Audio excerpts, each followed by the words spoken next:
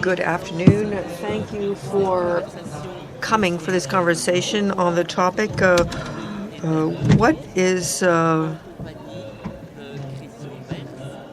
group photography. I'll be with Christian Berst, who's a collectioner and a gallery owner, who is present here with a stand, with Bruno Decharme, who's also a collector,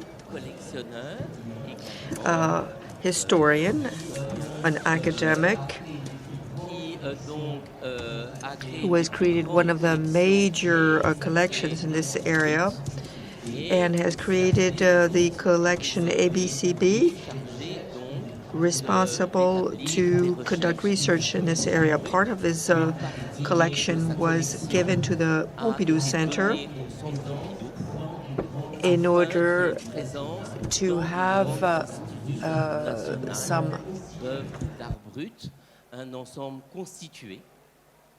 Art Brut in the collections of a major institution. He's been collecting from the 18th century to now. And finally, Corinne Rondeau, who's also an academic, a historian, who's a specialist in film and the relationship to the image, and who has been involved in some of Christian Berst's collections. So my first question is for Bruno Decharme.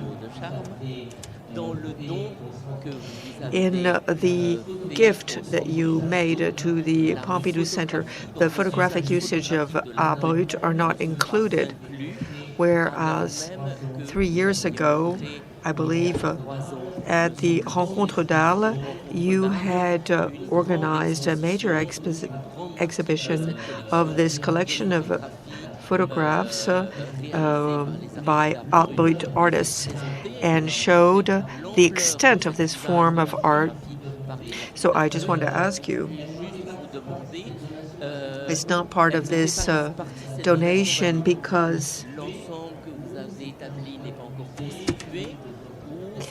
it's a choice of the museum, or was it your choice? Was it tied to circumstance? It was indeed a circumstantial occurrence. I gave the works that I thought were most important and representative. When you make a donation to a museum, you're not going to give the less powerful works. So I, in a way, sort of decapitated or beheaded the collection. I took some of the works out of the collection. But I wanted to keep all of the photographs so I could continue to work on them. So there was no donation of the photographs, or at least so far there hasn't been, just so that I can continue to enjoy acquisitions, adding to my collection, organizing exhibitions. And with the other part of the collection, I'm trying with the Pompidou Center to collaborate with them and to work on other mediums. But 3 years after the exhibition in Arles, have you determined specific areas that you want to explore as you add on to this collection? So how do you go about gathering works and acquiring works? I think we're all the same. It's a matter of how you operate. At my age, it's almost 50 years that I've been involved in this. I've been collecting for 40 years. And there's a time you have a method without even realizing that you do, as you acquire, as you buy.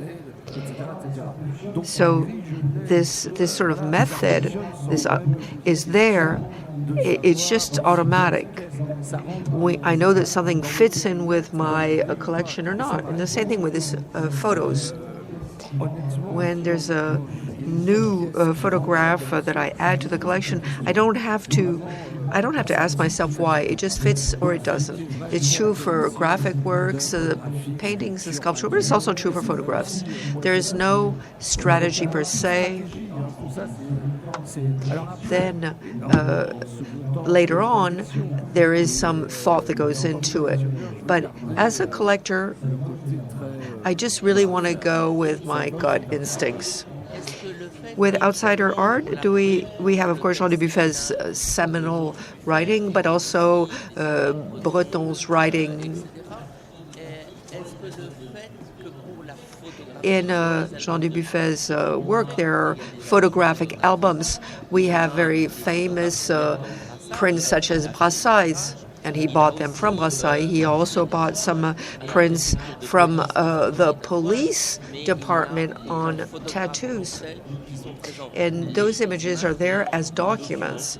They illustrate some things that Brassai had talked about in the Minotaur, and he was talking about the walls of factories, and he was looking at the multiple uses of drawings.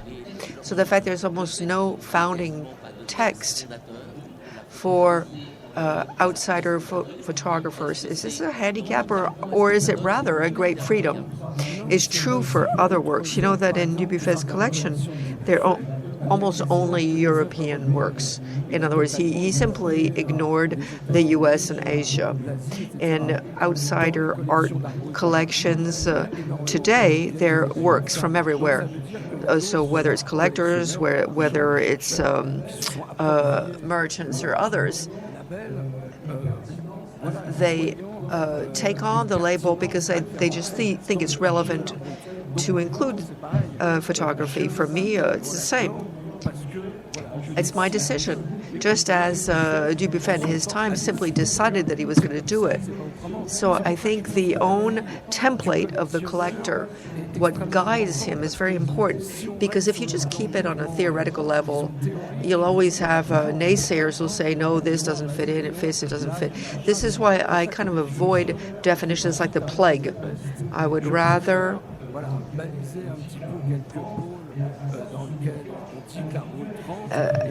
it's really individual cases. There's no school. These are all individuals who are highly individual. And by working on these individual artists, that then maybe you can come up with something specific.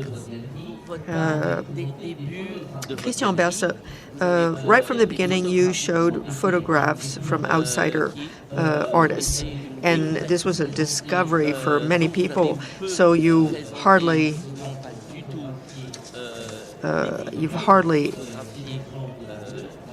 exhibited photographers who photographed outsider art premises or venues, but we know that there are some such photographers.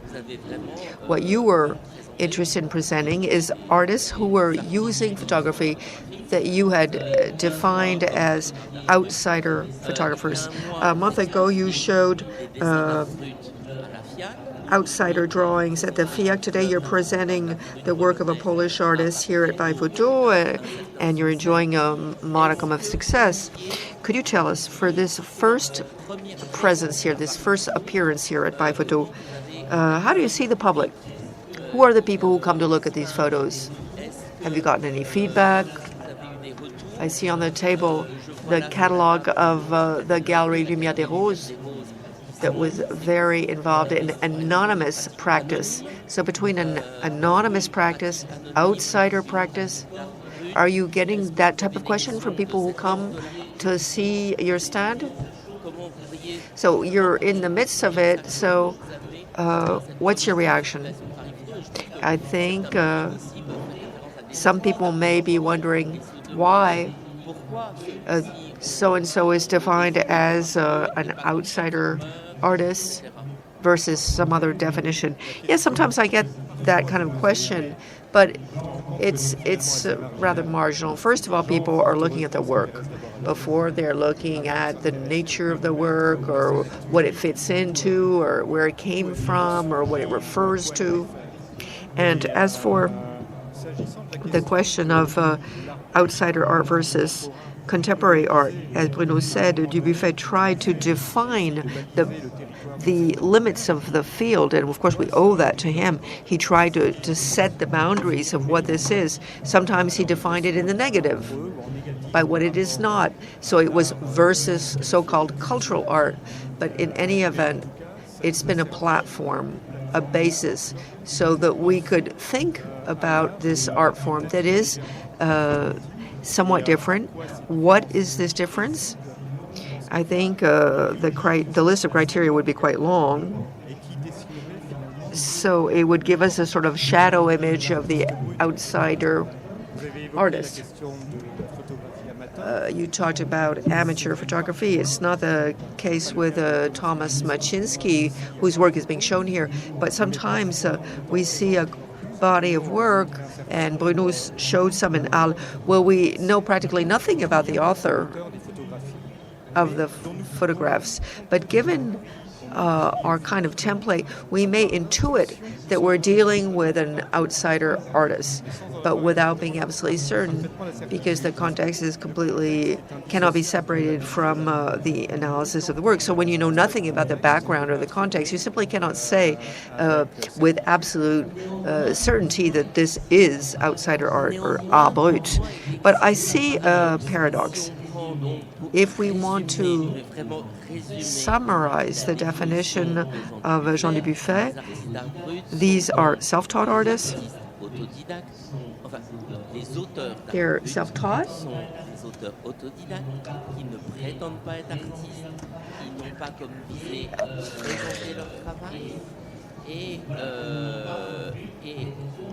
And they don't claim to be part of the art world. With Thomas Maczynski, he's still alive. Maczynski is alive. There's a foundation now to manage his work. And on the stand, you'll see a facsimile of one of his albums. In this album, he's organized his images. They're entered, they're dated, not absolutely chronologically, they're sorted, they're cropped. There may be 15 to 20 photographs on the same page. It's almost a thematic organization. To me, that's already an artistic project at work. This is not completely innocent or happenstance. It's an artistic project. So does that make him into an outsider artist? Let me give the example of Tichy.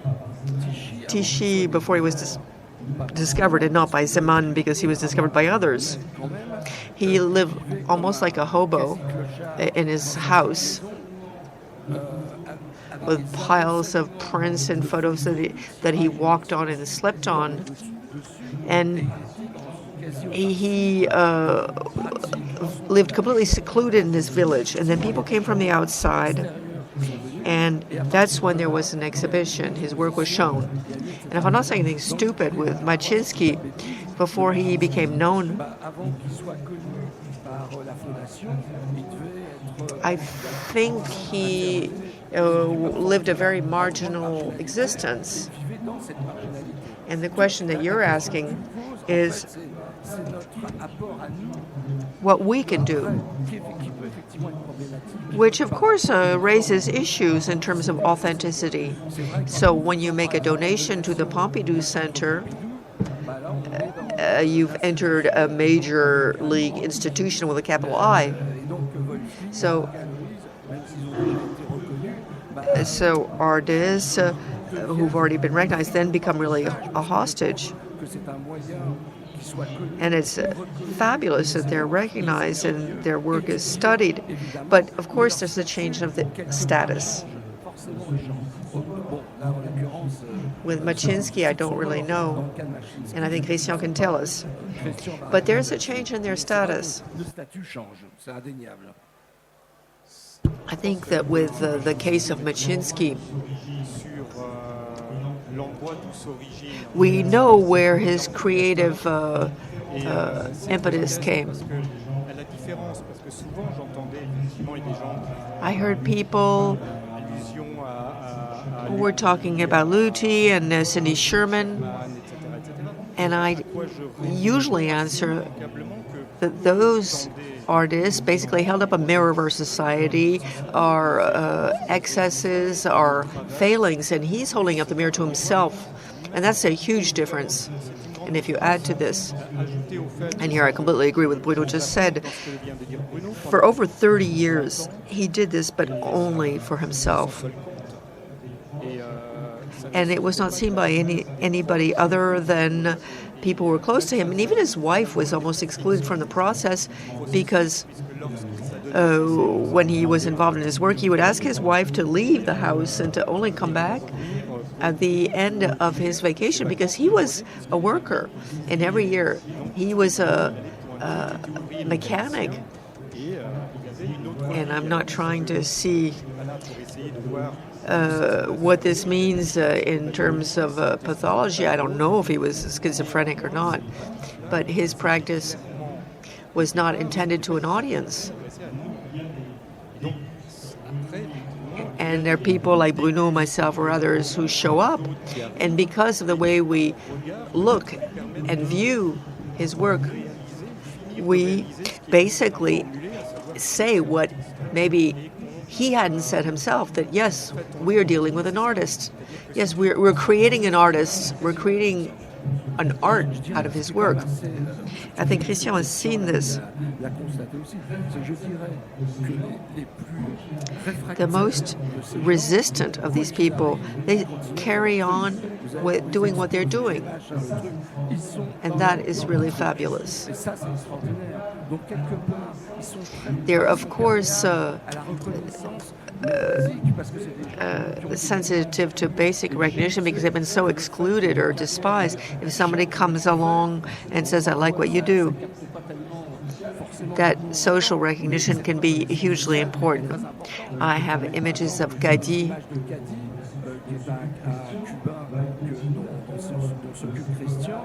continues to do his collages and so on, and yet his work has been shown. We're going to work his show at our next event next year.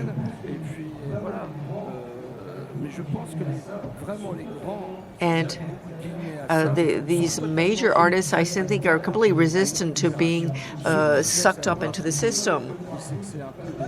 And others might be playing with the label of outsider art because it's fashionable and because it's good for business. But IGA and all the people you see, they couldn't care less about the what's going on, except for just plain recognition. I had a historical reference, Castiglione, who asked Pierson to take her photograph, but she's leading the whole thing. So that's at least one example here at Paris Photo of the Duchess of Castiglione, who's playing roles. She's an idle, wealthy person and who can do this, but who spent a large part of her life having her photograph taken. Same thing with Dora. Those practices have been categorized as photography, where it's not done for some outsider artists, but La Castiglione is something that could be called a primitive or an initial form of outsider photography. Corinne Rondeau, what do you think about that? I'd like to say something about that. I think it's really a question of degree. La Castiglione is not something that you can put on the same plane. This is simply a social game that she's playing versus the quest for identity of Machinsky. Well, it has to do with how many resources, if you're isolated, whether you're in a precarious situation. I did not introduce myself. I'm the main curator for the local museum in Lausanne. For a long time, I was curator for outsider art at Villeneuve d'Ascq Museum, and we got some important donations. And for 7 years, while I was handling contemporary art, visitors came because it was one of the first time that a large outsider art exhibition was presented in a major institution, and so the people who came wanted to know, are they mad? As if the first criterion was madness. Or to take Odinon's that was shown at Centre Pompidou, who is an engraver. Oh, it's too well done, so it can't be outsider art. So it means that there's some kind of either subjective or objective criteria. And is it the pathology of the artist? Is the fact that the artist was in a precarious situation, and the people who are well off and healthy wouldn't count because they're in good health? I think you're describing a whole series of misunderstandings on the terminology. And it's true that the art brut, or outsider art, is very ambiguous. And when I've shown people who were very talented, who had a practice and an ease to express things, and such that people would say, that doesn't look like outsider art because it's not rough enough. But that's a misunderstanding, and it's very common, and we have to continually educate people on this. And outsider has several meanings, and it designates the fact that something is in its native state, untouched, unretouched. And this supposes, and this is the subtext, that it's not affected by surrounding culture, or it's not copying a derivative. So semantically, nobody is going to be 100% in agreement on the definition. But I think Corinne is probably working on a response. We're in Paris Photo, so it's the question of the medium that is really at the very heart of what is art brut, or outsider art. Madness has never prevented a person to have an eye. Being schizophrenic, it doesn't prevent somebody from having historical knowledge. Schizophrenic is immersed in culture. So photography is a medium that is being used by everybody. And there's infinite reproducibility. There's no know-how. It's the image that matters, and it's the manipulation of images that's done by the technicians who are working at a given point. So failed pictures or edited photos. So outsider art, or brut art, describes photography. We should say the original photograph is brut, and then you evolve from there. When I look at Tomasz Maszyński and Cindy Sherman, I'm not sure who I prefer of the two. I prefer what defines art and not outsider art, because there are forms, there's usage. And to me, what's interesting is, where does art begin? And regardless of the forms.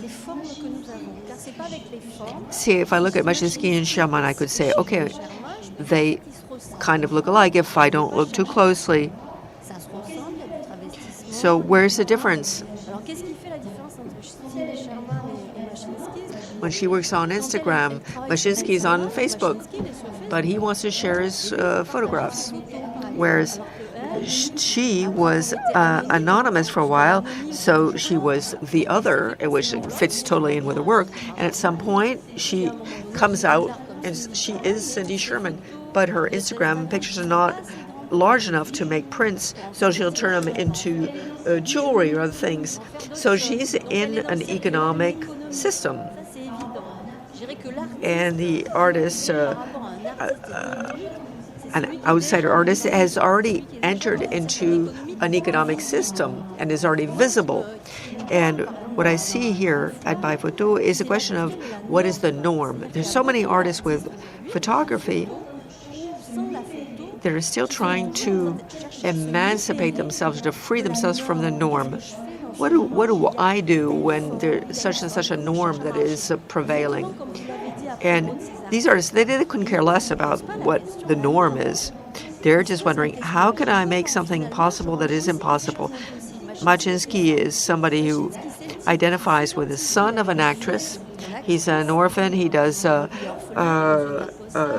postcard Mother Jones, and he thinks he's the son of this actress.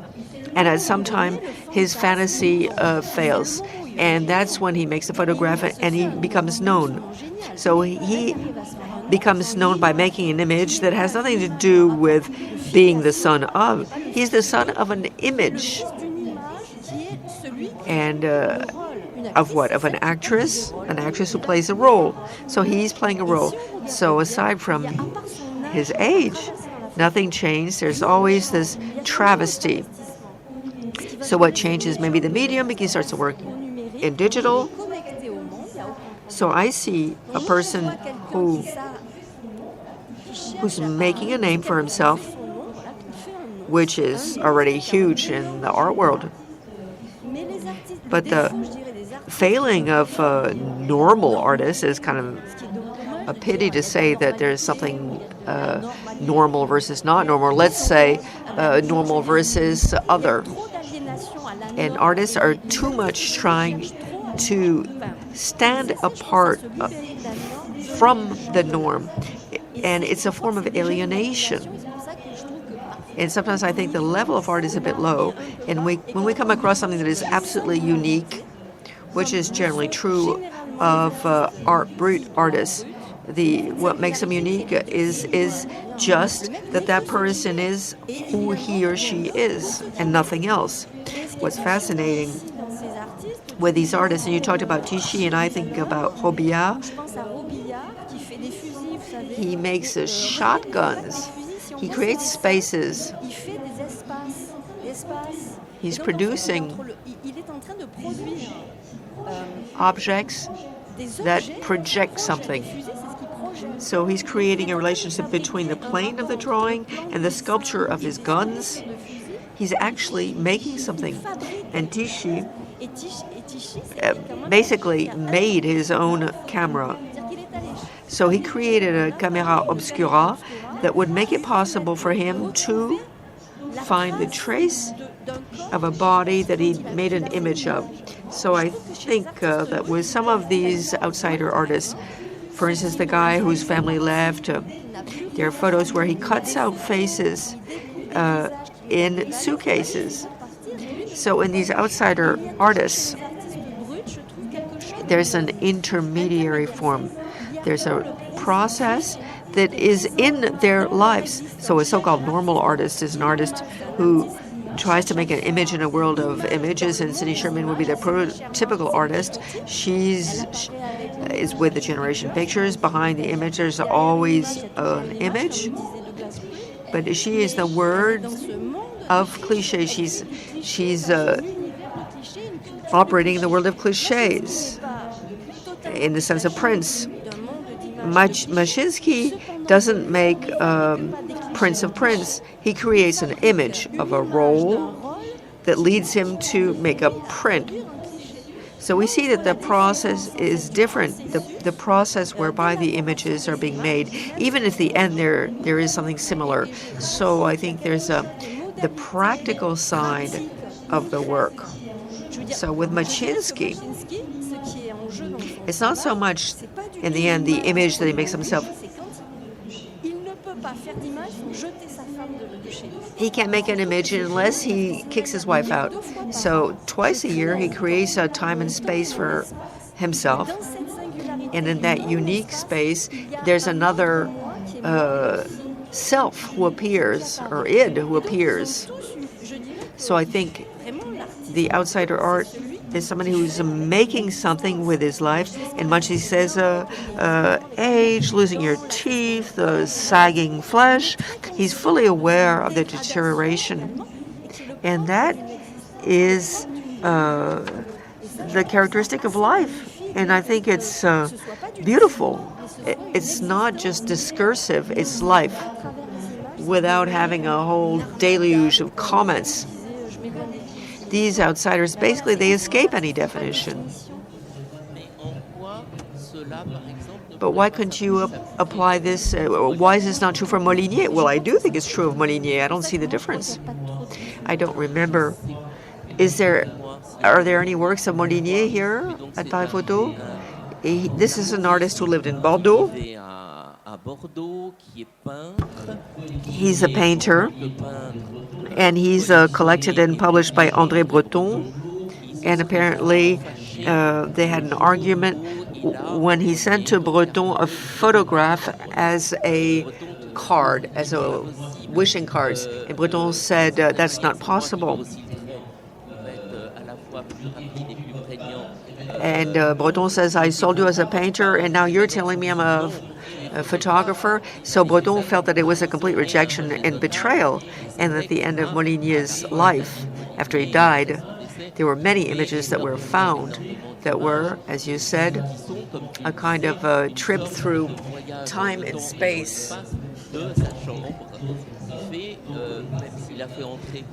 So he takes pictures of himself, cross-dressing with dolls, with an artist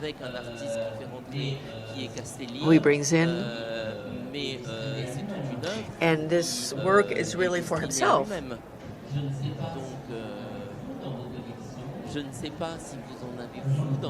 know if you have any of these works in your collection. I don't, but I don't know why. And I always wonder why don't I have any Molinier?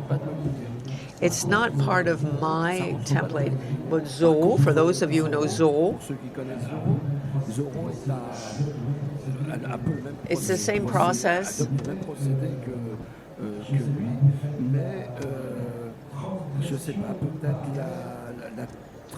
But the transgression, it's hard to say because I don't want to define it by the negative.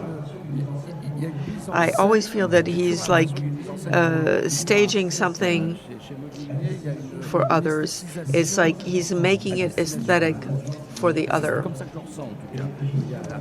Many people will say that I haven't understood anything, and maybe they're right. Whereas as Zorro, there's no attempt to make it aesthetic, except what you were saying, or what Christian was saying, that this is a mirror held up to part of your life. It's really one's flesh. And then there's the topic. You really get the feeling that they're telling their life through their flesh, their bodies. Many of these artists and their bodies and the destruction of their bodies, the inability to capture the bodies is very important. That's an endless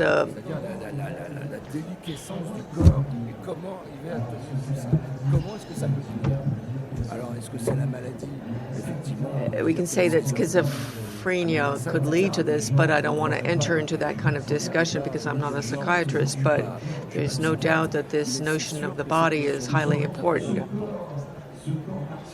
And this abused body, something that can be shown or it can really be used to show one's identity.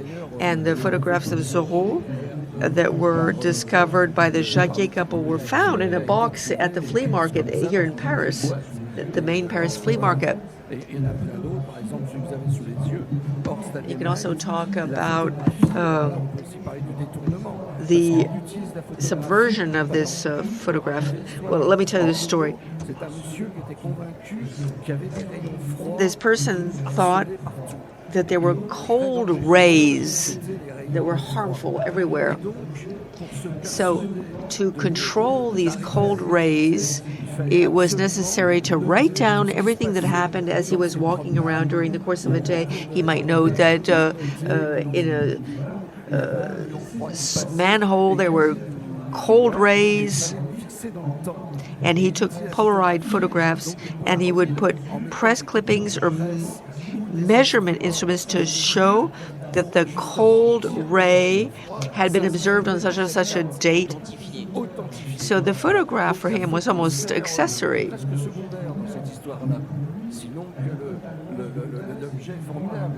It was just a way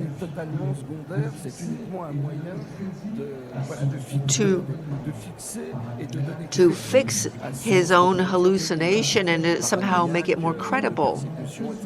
So this kind of subversion takes place in Brut, and I won't say more after that, but let me just say something about Honda. So Honda was a person who worked as a fishmonger in Japan. He was a very solitary person, and he would cut out in porno magazines little strips about 1 centimeter high, and then he would roll them into little rolls. He would scotch tape them together, and then he used them to create cigarette holders. And actually, he died of lung cancer, and he made thousands of objects that are actually photos that are used as a support for his passion for smoking. Well, yes, well, yes, you do see this because from time to time you see a bit of a something, and for him this was really a sort of orgasm in the strongest signification of the word. Incredibly deturned on a detour, and it's quite extraordinary. And the object, is it a photo, is it a sculpture? You don't know what it is. So it's a special connection with the image. Yeah? Well, yes, when I made the exhibition in Arles, this was not a photo exhibition. It was an exhibition of photographic images and the use that was made of them. Christian Berst, your gallery is in the Marais, Passage des Gravilliers, and some time ago you opened on the other side of the street a new space which is called the Bridge, in order to make a bridge between art brut and other forms of art. And you have been a curator, and you worked with artists of different origin, Nancy Houston, on the subject of monsters, and an exhibition where there is no limit to the catalogue, to the way of creating. What led you to opening this space? Well, I'm still convinced that it is, if you show something, if you give to see, you give to think. So I asked myself a lot of things in the past. Of course, Dubuffet has his merits, and I also know, and I also see the limits of his thinking, his concepts. But this also incited me to go and see what is the dominating culture and which is the common link. So that there could be a difference of nature between different cultures, even if they come from the same place. And there is a certain contiguity, analogies, there's a sort of common ground, and it may be more interesting to see what is the common ground rather than to see the differences, and to create a space which is offered to this dialogue. I thought it was important. I'm not the first to do this. Harold Zeman, who is the sort of saint patron of that sort of exhibitions, I have a lot of admiration for him. In 1972, at the Documenta in Kassel, there was an exhibition with regard to individual mythologies, individual myths. Beuys, Adolf Wölfi, the most avant-gardist artist, with the most brut artist, and Zeman was creating these bridges. I don't have a special merit. I think it's a pity that there are not more people doing this. Yeah, but it's a sort of somebody who's a sort of messenger in this domain. said in the village where she spent her childhood, there was an artist, Brut, an outsider artist, and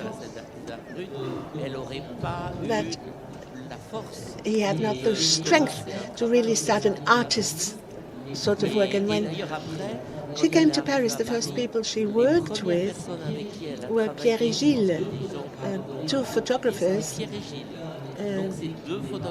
with Messager. They really have done a lot on in the domain of photography. And she always told me that those self-made men in art are something special. And for our Brut artist, this is really a basis. And she started working with Pierre et Gilles and Christian Boltanski too. These are the forerunners of this. Christian Boltanski said for a long time that he was a self-taught person. Christian Boltanski, when I spoke with him and others, said that the exhibition in 1967, that which François Matet had organized in the Musée d'Art Décoratif, and a great part of her works was shown in the Muséum d'Art Décoratif. Annette Messager said that people like Joy Bernardin really had an advantage of this exhibition because finally people realized how important this is for the progress of art. And I think there have been people trying to experiment with this. I don't think they're really in the margin, but it depends on your point of view, what is margin, what is not. And even if the bridge is only playing a small role, it is still important. You also took the initiative of a colloquium in Cerisy, and which was reported to a later date. I think it will be in May 22. So Cerisy is a special place for thinking, reflection, research. What is this colloquium about? Well, I have been thinking this over with the same attitude as what I just described, in order to create passages, bridges between two worlds. For instance, you spoke about the publishing work, which I have been doing. I also thought that most of the texts I'm producing for books since 1980, always in two languages, bilingual, I always try to choose people who are not specialists, of art brut, and who come from other spheres.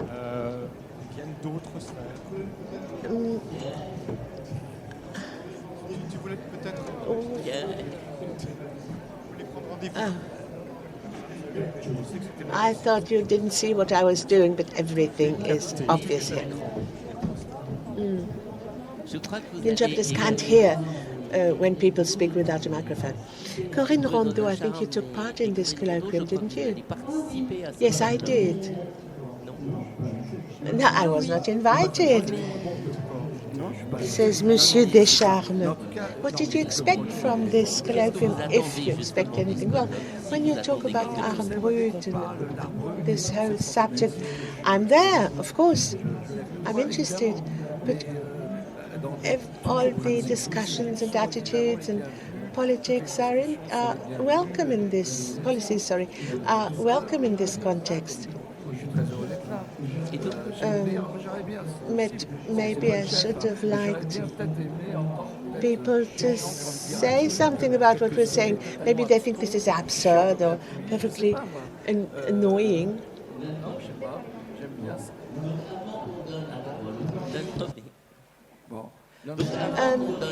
Corinne, would you like to add something? What could I add? Well, You spoke about margins, Christian. Maybe we must also think that the margin has less space with regard to the market attitude. The market is deciding on many things, also with regard to our Brut. I know your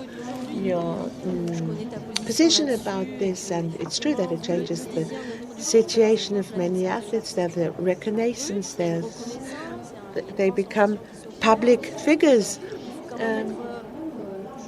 But with the anonymous photographies of amateurs have become much more known, and thus our Brut is more widely diffused. It's a very rich domain, but we must be attentive to the question, a certain ideology about bringing things to the market, and this market is ready to absorb anything which can produce money. It's absurd to speak about our Brut as a category. Just as Notch said, it's not a discipline. You mustn't make a theory about this, and I think I second that.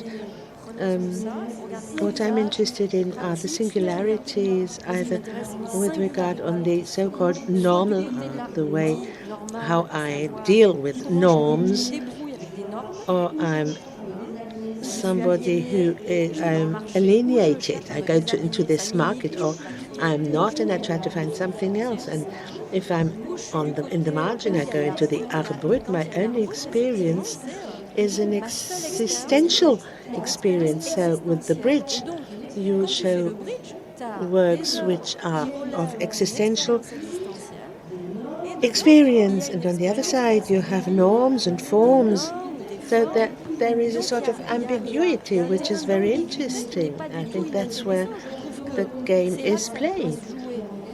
It's a question of the look, the contemplation. It doesn't matter if you think this is well or not well done or whatever.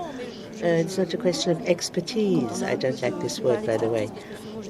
When you see certain things, they seem to be really fake in a way. So in our culture, it's nevertheless art with a magical A. Does anybody want to take the floor, ask a question? With a microphone, please. Hello, good morning. I'm Marc Donnadieu, and I should like to ask a question. In the exhibition in Arles and in the exhibition in the gallery, when we talk about photography and our Brut, I think there are two things. On one hand, there are the artists, the authors, who do photographies, who have a camera, sophisticated or quite simple, and who create a photography. So it's a creation when they produce a photo of a photographic image. On the other hand, there are artists, Anna, for instance, Caldecott, whom we've seen. They are artists, and they are using photographies which are made by others. They're found in newspapers or medical images. They use those images in order to work with them. For me, there's a difference between those two approaches. It's an ontological difference. You create a photo or you use a photo in order to create something else with it. And I should like to know what is your point of view with regard to this. For me, there's not a big difference. Wolfli, for instance, made fabulous drawings with a pencil and collage, and people who are inventing a certain language and are using then all sorts of means in order to express this, what they want to say. Photo in the classical sense, like Enel, for instance, who is exhibiting her body, or whether you work with collage, you can still say this, but once we've said it, so what? What is important for me is what people say about it, which is the language you use about the world you're living in, how these people see the world. which is their perspective on the world. And we can't speak about collage and this or that. It's very simple. Either we make an interpretation of the history of collage, but you can make the history of the image which has been loaned from somebody else, or whether you have created an image. The important thing is which is the perception, the perspective of these people of the world. Quite extraordinary sometimes, and they are a sort of receiving body for the great other. It's a spiritual relationship, and if they use photos or collage, it's the same. It's just different means which are used. In my point of view, this is not the difference where you have to put our finger on. You know, Marc, you have written on Caldecott, and in her case, she took photos of others in order to make her own photos with it. But she also took photos herself, which then repeated, fragmented pictures. I think, as a matter of fact, this is not really the difference. It's the usage which is made of those photos or images. Whether they are the author of the photo or not does not make a difference. It's the object which they are producing, which is the language, which can be dynamite for us. Our Brut breaks up all codes, and this is important for me. And how can this help us maybe in order to think differently about art? This whole action, dilettante, which is interesting for me. Est-ce que quelqu'un d'autre veut intervenir? Does anybody else want to give it a try? Quelqu'un d'autre veut intervenir?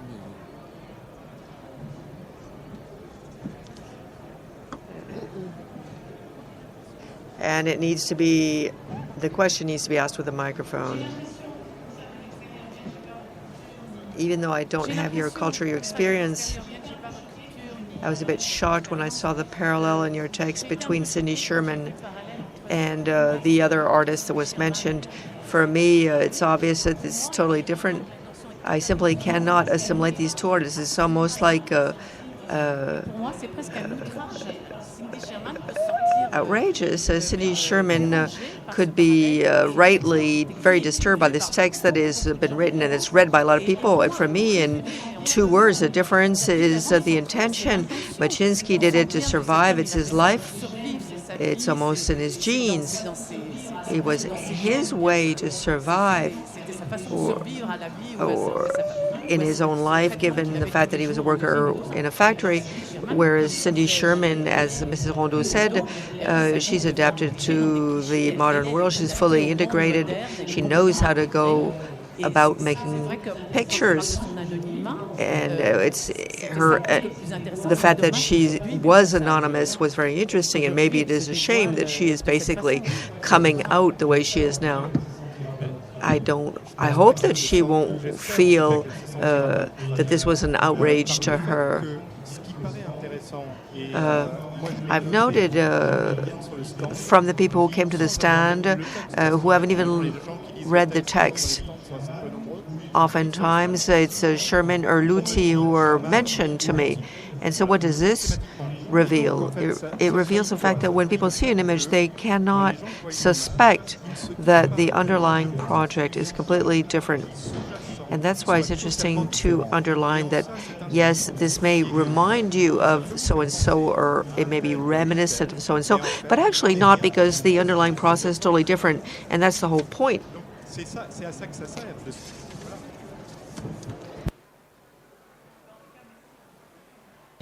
So what we've learned today, there will be an exhibition, Photo Brut 2, at the Rencontre d'Art. Not at all. It'll be in Belgium in 2 places. One is called La Centrale, where we'll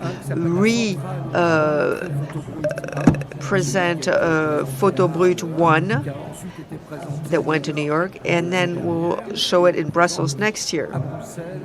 And then I'm continuing with my exploration, and there'll be a Photo Brut 2 in another place. It's called Le Botanique, and there we'll show new works. Then we have projects, and it's supposed to go on tour À quelle date? from November to Mars, so 22, 23. And Surindy colloquium in May 2022 with the Christian Berst programming. Donc de la galerie Christian Berst. Yeah, it's already online in the Cerisy site with all of the speakers, the topics, and it's going to be quite exciting. We'll spend 4 or 5 days in isolation. Can you not hear? Can you not hear? Show me. Faire le monde dans l'espace et dans le temps de la création. So what about Corinne Rondeau? What's new at your end? Aside from the fact that you will be on 2 programs on France Culture, is that still true or not? Alors c'est quoi l'autre? Spoken without a mic. And any upcoming publications? Et les publications. It's almost the end of the year. I need a rest. C'est bientôt la fin de l'année, je me repose.